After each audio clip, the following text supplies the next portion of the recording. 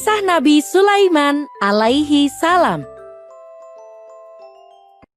Sulaiman adalah putra dari Nabi Daud alaihi salam. Ia terkenal dengan sifatnya yang terpuji dan juga cerdas. Pernah suatu ketika, ada dua orang wanita yang memperebutkan satu bayi.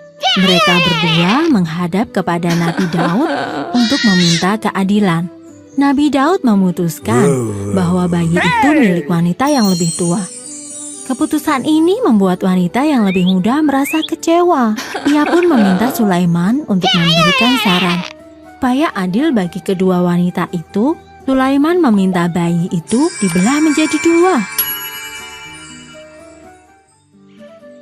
Saran Sulaiman disambut dengan gembira oleh wanita yang lebih tua. Baginya, itu adalah keputusan yang adil. Sementara wanita yang lebih muda nangis terseduh. Ia berkata, "Lebih baik aku kehilangan bayiku daripada ia dibelah menjadi dua." Sulaiman pun memutuskan bahwa bayi itu adalah anak dari wanita yang lebih muda. Karena seorang ibu tidak mungkin tega melihat anaknya disakiti. Kecerdasan, kebijaksanaan, dan keadilan pada diri Sulaiman begitu tinggi. Rakyat Bani Israel langsung mengangkat Sulaiman menjadi raja setelah Nabi Daud wafat. Allah kemudian mengangkat Sulaiman menjadi rasulnya. Pada masa pemerintahan Nabi Sulaiman, rakyat Bani Israel mencapai masa kejayaan. Mereka hidup dalam kemakmuran.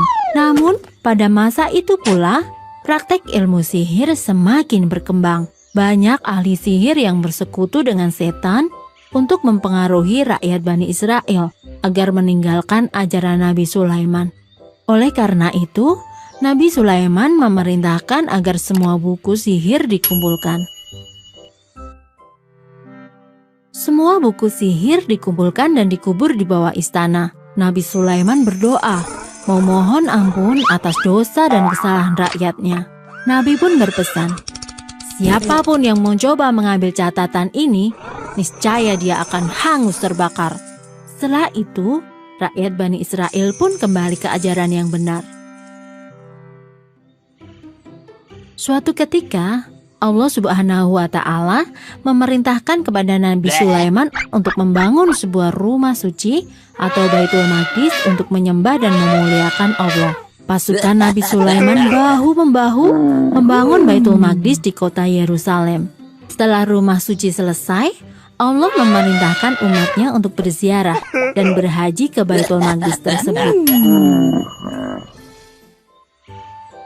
Nabi Sulaiman pernah bernazar akan berkeliling dunia setelah Baitul Maqdis selesai dibangun. Maka berangkatlah Nabi Sulaiman beserta para pasukannya. Mereka akhirnya tiba di lembah Asgalan, sebuah lembah yang dihuni oleh kerajaan semut.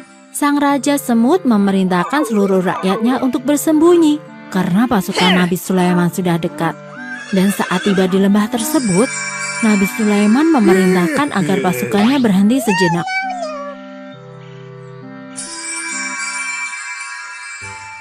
Sungguh mukjizat yang luar biasa. Nabi Sulaiman dikaruniai kemampuan untuk mengerti bahasa binatang. Karenanya, Nabi Sulaiman memerintahkan pasukannya untuk berhenti sejenak agar para semut bisa mencari tempat berlindung yang aman. Setelah semua semut aman, Nabi Sulaiman pun memerintahkan pasukannya untuk kembali berjalan. Beberapa waktu kemudian, sampailah rombongan Nabi Sulaiman di sana, sebuah padang pasir yang gersang dan tandus. Ketika sedang beristirahat, Nabi Sulaiman menerima laporan yang mengejutkan dari pasukannya, yaitu burung Hud. Burung Hud berkata bahwa di negeri Yaman ada kerajaan Sabah yang dipimpin oleh Ratu Balkis yang sangat cantik jelita. Seluruh kerajaan itu menyembah pada matahari. Nabi Sulaiman lantas mengutus burung Hud ke Sabah untuk menyampaikan surat. Dalam surat itu, Nabi Sulaiman meminta agar seluruh kerajaan Sabah berhenti menyembah matahari dan menyembah hanya kepada Allah saja. Rupanya kerajaan Sabah tidak mau menuruti perintah Nabi Sulaiman. Ratu Balkis mengutus pengawalnya untuk menemui Nabi Sulaiman sambil membawa hadiah.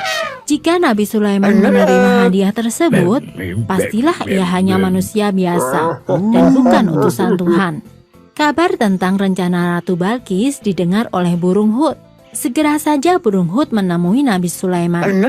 Mendengar berita tersebut, Nabi Sulaiman mengerahkan seluruh pasukannya, baik itu manusia, jin, ataupun binatang, untuk membangun sebuah istana yang megah.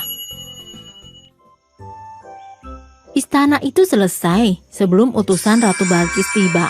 Istana yang begitu megah menggambarkan kejayaan Bani Israel dan kemuliaan Raja Sulaiman sebagai Nabi Allah. Utusan Ratu Balkis merasa ciut. Kekayaan negeri Sabah bukanlah tandingan Raja Sulaiman.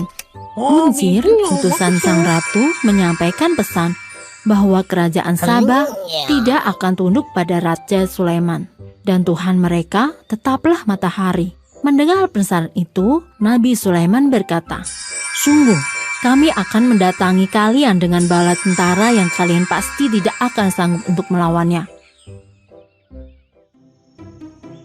Ancaman Nabi Sulaiman tentang perang membuat Ratu Balkis cemas.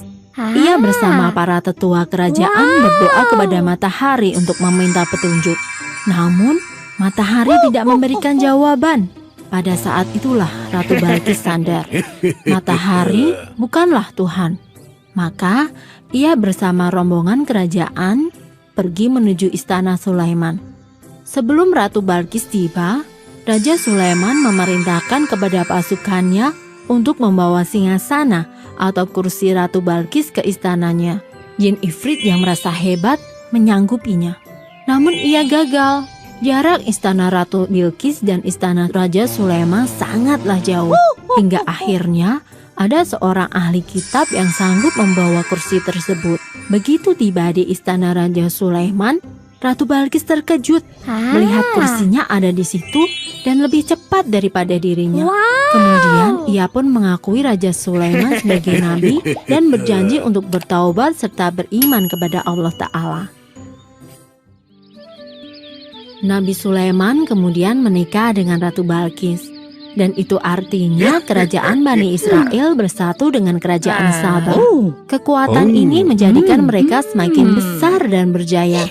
Hidup dalam cahaya iman sesuai dengan ajaran Nabi Sulaiman.